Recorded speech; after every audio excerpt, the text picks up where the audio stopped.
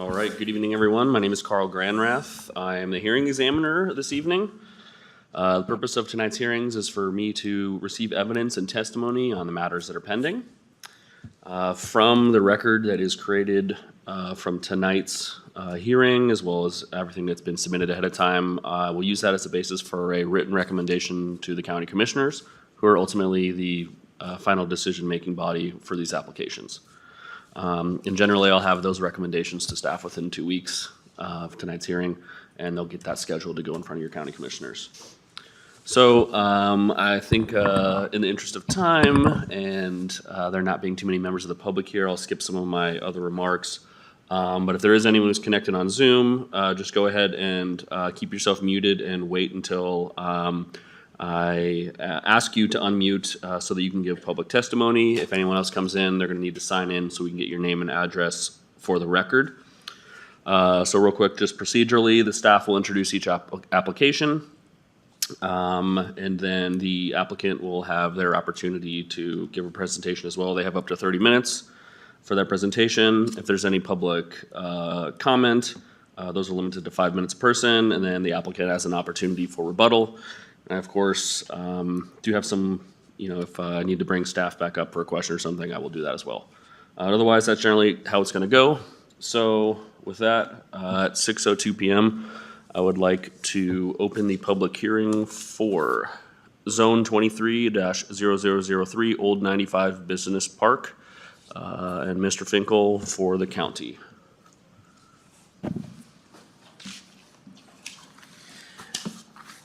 Good evening, Mr.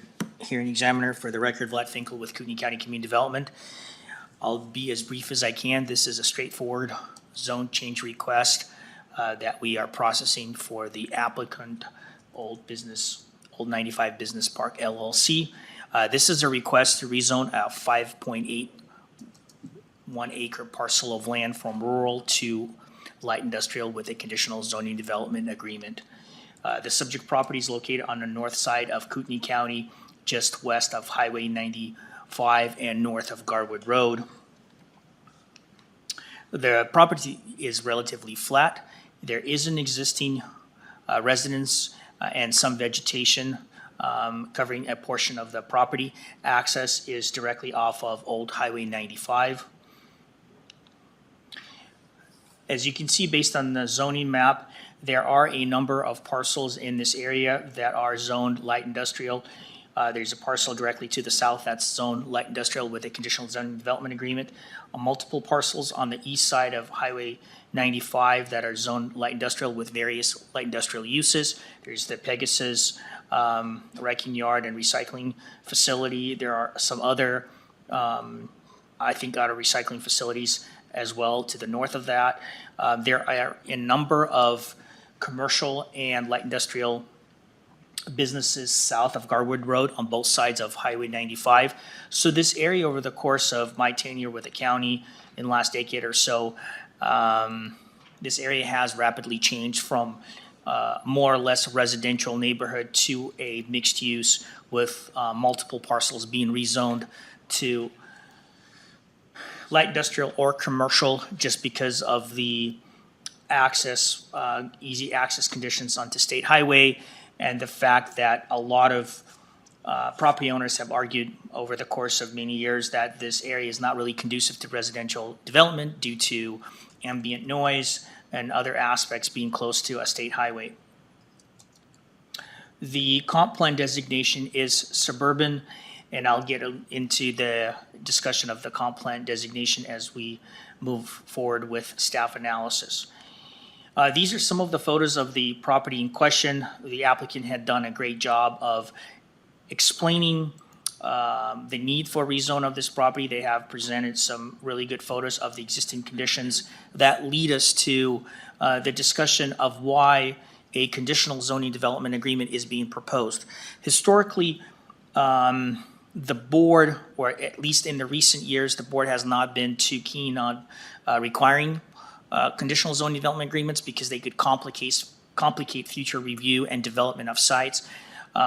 This tool was quite useful in the 2000s, but not recently. In this case, because the code states under section 8.2 804 that residential uses are prohibited in the light industrial zone, the only option we have is to place a conditional zoning development agreement that would basically address the prohibition of residential use on site with the inception of a light industrial use. And basically, the document set sideboards for the existing residents to either be demolished or converted with a change of use to a light industrial structure, whether it's an office or some sort of other supporting facility that would be part of the overall light industrial use. I'd like to add that this is a similar request to what was done recently on this parcel. I was the planner, I believe in 2020, that processed this application. And when I spoke with the applicant in this case, they said we have the desire to rezone this to light industrial because we're sandwiched between two light industrial parcels.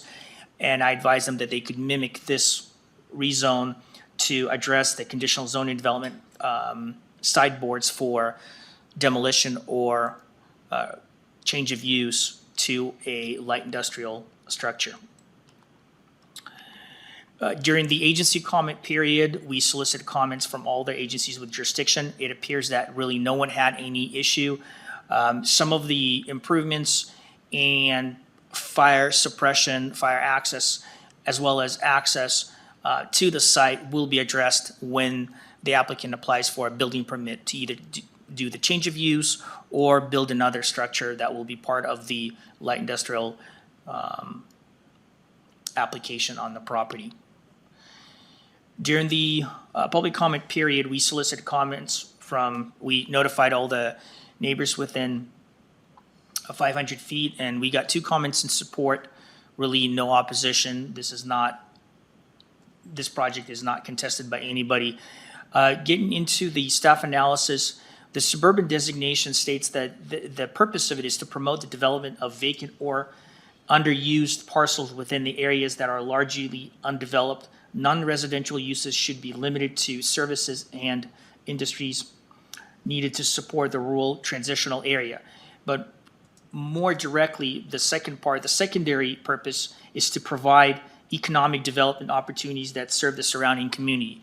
It appears to me that a number of businesses on both sides of Old Highway 95 are doing exactly that. They're providing service to local residents in the community, and we find that the rezone would facilitate for more diverse business opportunities in the area to serve the community residents. That being said, we find that the proposed rezone would have really no impact on the community because the 2 adjoining parcels, north and south, as well as across Highway 95, are zoned light industrial. The sideboards of the conditional zoning development agreement directly address and mitigate the prohibition standards in the light industrial zone. And for that reason, we find that the application has met all the required findings for a rezone, and we support the applicant's request at this time. So unless you have any questions for me, I'm done with my presentation. Yeah, just a couple real quick, so I'm clear. So we do have the conditional zoning agreement. Yes, sir. The CZDA, which I think mainly says they're gonna have to demolish the residence or stop using it as a residence. Correct. And then the other conditions, so to speak, especially the panhandle, are gonna be enforced when they do a change of use permit and or That's a building valid permit, but question. not gonna be incorporated into the CZDA. We technically do not incorporate any requirements for development of or mitigation of building permit or site disturbance requirements as part of the CZDA. The zoning development agreement is primarily to address the parameters of future use of the site, not specifically related to the physical development or the process of getting a building permit or site disturbance permit. You are correct, there are no conditions of approval that we can place on a zone change. The only mechanism we have is the zone development agreement. But you should understand that as they move forward with, if the zone change is approved, and they desire to do any development, our code requires that any development of a light industrial property requires compliance with site disturbance and building permit standards.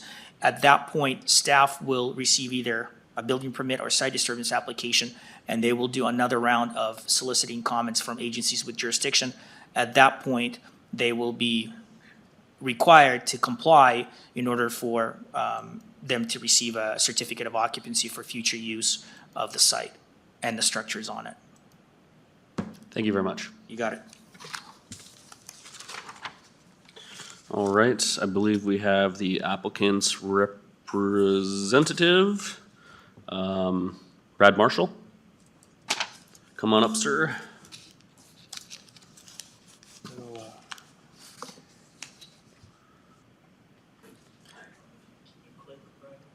I still, maybe I'll just, there we go. Can you clean that up or? Yeah, I just click that X right there. Yeah, right there. There we go. There you go. I work for an engineering company. Yeah.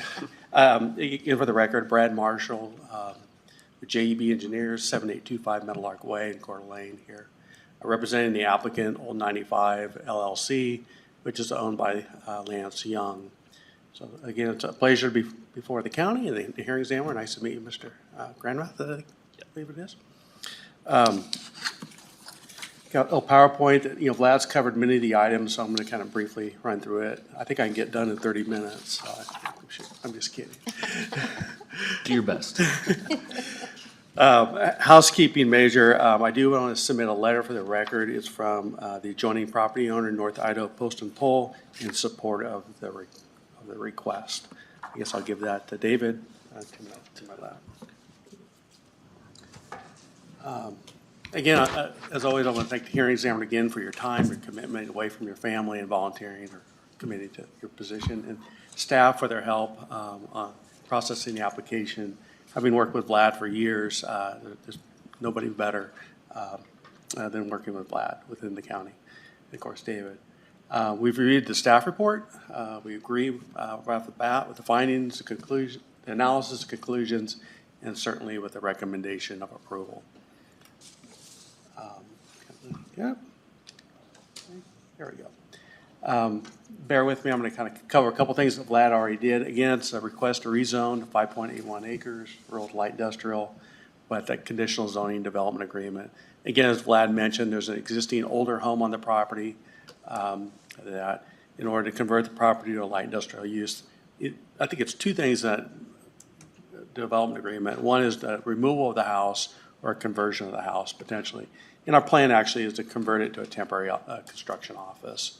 And then over time, it'll be removed as the site is further developed. As Vlad in the staff report mentions, the property is zoned suburban in the underlying comprehensive plan future land use map. And within that designation, it speaks of future commercial uses within this area. As Vlad mentioned, and this is critical, is again, the site is adjacent to Highway 95, which has a tremendous amount of traffic and associated traffic noise with it. It's adjacent to a major rail line. I think it's a Burlington line. Again, huge, significant amount of noise that comes off that rail line. And of course, it's adjacent to Old Highway 95, which has some traffic on it, but more importantly, it serves as a frontage road. It's fully developed road, there's great access to the site. And that's exactly why the Lakes Highway District spoke in favor of the request. As well as the Fire District supported their request as well. Again, this probably isn't the best map when you're on a PowerPoint, but it's the one that we submitted. Again, the black indicates the site on 95. You kind of zoom in. This is it is important to understand, again, the adjacent property is also owned by the applicant to the south and to the east. That's already been rezoned, has a conditional zoning development agreement. And again, we're seeking that rezone. To the north is the The pole business in the light industrial zone to the east, of course, is a wrecking yard. It's associated pros and cons and impacts to that in the industrial zone. And then other industrial zones and commercial zones to the south. And some rural residential uses to the west. And when I kind of get into the land use, I'll speak to compatibility about that as well. Again, this is the pictures that we submitted as part of the record. On site is an existing home, there's an existing outbuilding, and then farther to the south on the applicant's same property is an older Quonset hut and so forth. Great property. When you're standing on the site, and I encourage the hearing examiner, if you haven't been there or you're going to be there, there's noise. I mean, you ask yourself, would you want to live here? And that's exactly why we're seeking to rezone, because it's really no longer suitable for residential use. And there's a higher, better use of that property, which is recognized in the underlying comprehensive plan and associated land use.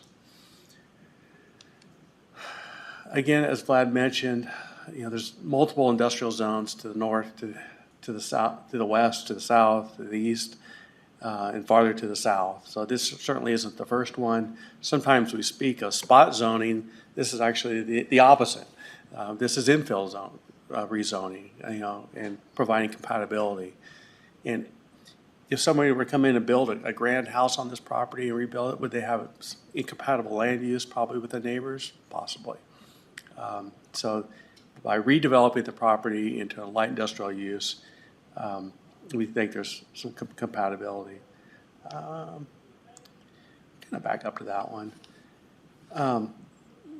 You kind of mentioned this to Vlad a little bit, and what the zoning development agreement speaks to and what the agencies can regulate. As we move forward, assuming the zone change is approved, as we move forward with development of the property, the goal is actually to develop it as some light industrial uses, primarily storage, with some very light manufacturing, and some service-oriented industry. There is a pretty significant restriction on what can be developed on the property due to the health district regulations, in that you're limited to 250 gallons per of wastewater per 5 acres. So a major industrial or light industrial use cannot go in onto the site.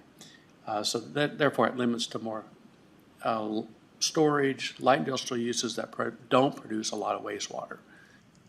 Particularly, it's going to be something that has some minimal amount of employees, some restrooms, some washrooms. You're not going to see a major processing facility on this property. So my point to that is it's going to be very compatible with some of the more recent development within the area. Again, we'll have to acquire site disturbance plans, approval of site plans, landscaping plans. The county does have landscaping standards and requirements and buffering and screening. So we'll have to comply with that. And more importantly, the county requires sign-offs or approval from reviewing regulatory agencies.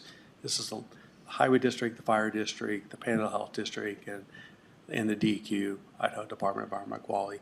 That ensures protection of the community, the project, and that the ultimate development will comply with underlying required regulations. As the staff reports mentions, the zone change application meets the code requirements for approval. We've submitted a very detailed application that complies with the standards and requirements for submittal. We've gone through the draft conclusions of law that are in the staff report. We've highlighted in green and agree with those conclusions. I could walk through each and every one of those and talk through how it meets each and every requirement. We'd be here the full 30 minutes. So I'm going to forego that and just adopt the staff's conclusions. And with that, again, we appreciate your review of the application, your site visit, hopefully a recommendation of approval. Based on the application and the staff recommendation, we respectfully request approval and stand for questions from you. Okay, I think you preemptively answered a couple of them. I was going to ask you about intended future uses, even though it's not exactly, would be a condition of this, but thank you for providing information on that. I have no questions for you. Thank you. Thank you. Letter of support read into the record is HE 1001. All right, that is now part of the record as well. Is there anyone on Zoom who wishes to comment on this application? Only staff is on Zoom at this time. All right, with that, seeing no one else here who's in person to provide public comment on this application, at 6:20 PM, I am closing the public hearing for Zone 23-0003 Old 95 Business Park. Again, my recommendation will be to staff within 2 weeks and put in front of your county commissioners for their deliberation and decision. All right, so with that, 6:21, I would like to open the public hearing for CUP 23-0012 Carlin Bay Reservoir. And we have Brooke Saucer Yep. for the county. Brooke Saucer, Kootenai County Community Development. Here tonight to talk about a conditional use permit for a public utility complex facility. We're called the project Carlin Bay Reservoir. It's a little bit shorter. And the applicant is represented by Carlin Bay Property Owners Association and Welch Comer. And we do have someone, Steve, Cordis, with Welch Comer, who will be talking later. Let's see. Oh, down. Okay, thanks. So this is on the east side of the lake, southeast side, off of Carlin Bay Road. The site, it's a platted lot, about 7 acres. An area that's kind of rural. As you can see on the picture on the left, there's some more infrastructure related to Carlin Bay on those lots to the south. The area is rural zoning, except for the closer you get to the lake, becomes restricted residential, which is typical. For the comprehensive plan designation, it is in the country designation. And the proposal is essentially there's been an existing facility there since 1974. That's an approximate date. I guess harder to track down some records from back then, but there's been a 30,000 gallon reservoir since about 1974, and they are looking to expand that system by adding an additional reservoir of 90,000 gallons, and in total that will exceed 100,000 gallons, which is the threshold in the definition of a public utility complex facility. And so this is, allowing them to, per the applicant, to come into compliance with Department of Environmental Quality, help them provide storage for their existing and new connections in the future. The reservoir now currently serves 86 connections. When the new reservoir is installed, it will serve 170 total. So zooming in on the site, again, it's about 7.5 acres. The access is provided by a driveway off of Carlin Bay Road down the bottom right corner. There is an access road going up the side. And it is pretty hilly in this area. It gets steeper the further that you go up. And we'll zoom in on the site plan a little bit. So the existing reservoir, okay. There we go. You can see how much I shake apparently. Right there, existing reservoir, newer reservoir will go up behind it. There's a temporary construction easement that's outlined in orange that will be vacated when it's done. And the blue is the permanent reservoir easement. And so some pictures of the site, combination of applicant photos and site visit photos. Upper left is the existing reservoir partially buried. From my understanding, the other reservoir will be very, very similar. Bottom right is the access road looking down the hill toward Carlin Bay. It does get a bit steeper looking up past the reservoir. I'm not exactly sure where the access goes. It's informal as far as I know. That's the only structure on site. And when you're at the bottom of Carlin Bay Road, that's your view up the hill toward the reservoir. So can't see anything, even without rain. In terms of public agency comments so far, Kootenai County Building Division, standard, apply for a building permit, and we'll work through the details then. Lakes Highway District approved it, said the existing approach was adequate. Panhandle Health said there's no permits needed from them, it's not within their jurisdiction. Timberlake Fire District did approve project. They didn't have any concerns about the access road. The access road's in, decent condition, got up there just fine in the county car. I was initially concerned, but the fire chief is not concerned, and the road doesn't need any improvements. Idaho Department of Water Resources says, this is approved, it's covered under an existing water right that they have. The county sheriff receives a request for comment for all CUPs now, and also approved without comment, and same with Avista. The Department of Environmental Quality did provide some context. The bottom quote says, it's supported by DEQ and is in accordance with the reviewed and approved drinking water facility plan. DEQ is also providing funding for this project in the form of a low-interest state revolving fund loan. So DEQ support as well. So no agency concerns. Did receive a grand total of 1 comment in support with no reasons given. And in terms of staff analysis for the specific performance standards for a public utility complex facility, lot coverage is nowhere near 35%. It's still going to be a very open lot. The impact per the applicant and staff's analysis is going to be very similar to what is now. There's not any existing lighting. There's none that is proposed. There's not any buildings or booster stations or anything like that. It's just a reservoir and associated piping, and so really not expecting any increase or change in terms of mechanical noise, anything like that. And the site will have to be cleared and graded for some parts of it graded for the new reservoir. Their goal is to preserve the existing vegetation and revegetate disturbed areas. And these are the recommendations, the specific findings for the hearing examiner in terms of the public convenience and necessity of the facility, any adverse effects that the facility may have upon properties in the vicinity, and whether there are any reasonable restrictions or conditions needed to mitigate this project. And just one last visual of the site plan, if you'd like to see the grand picture. And I'll stand for any questions. Yeah, thank you for your presentation. Just a couple real quick, and I think I'll probably be asking the applicant the same thing, just to be clear. If you go back to the kind of additional findings for me,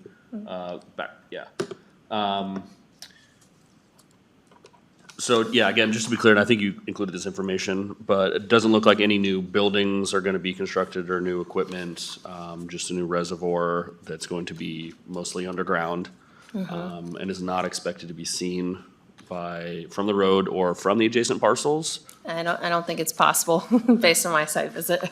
All right. Okay, that's it. I think I'm gonna ask the applicant a couple more questions Great. on the facility, so thank you very much. Thank you. And we'll go ahead and tee up the applicant's presentation.